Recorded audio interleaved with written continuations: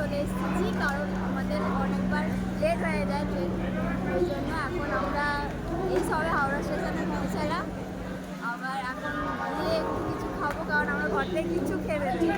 তো ওই জন্য গিয়ে এখন কিছু খাবো, খেয়ে দিয়ে তারপর একটু বসে তারপর আমাদের ট্রেন। তো এই যে আমাদের হাওড়া স্টেশন। প্রচুর প্রচুর ভিড়। এটা আমার বাবা, আর এইটা হচ্ছে আমার প্রথম ব্লগ যেটা আমি শুরু করছি। আর আমরা যাচ্ছি হচ্ছে কারণ এখন তো জানেন ছট পুজোর ট্রেন হতে দিয়েছি, কিন্তু এখন ট্রেন আমাদের ছাড়েনি। এখন আমাদের ট্রেন হাওড়া স্টেশনে দাঁড়িয়ে আছে, আর এই লাইনটা হচ্ছে অন্য ট্রেনের জন্য। আর আমরা এখন ট্রেনে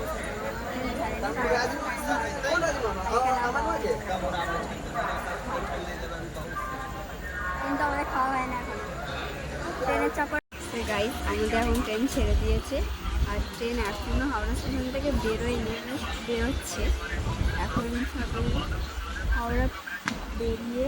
ফাইনালি আমরা নিজে স্টেশনে পৌঁছে গেছি, আর প্রচুর ঘুম পাচ্ছে, আমরা লাগাতে পারছি না।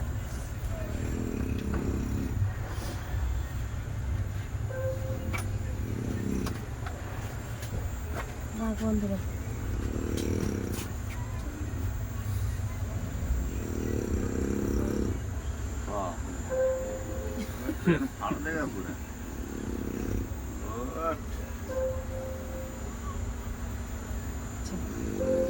जाइए बाहर टाल के आइए।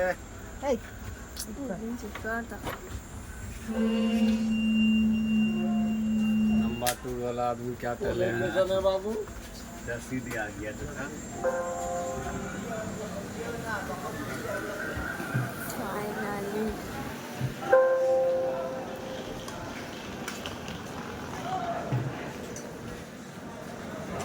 চালাম, আবার একটা ট্রেন আছে ওটা করে আবার।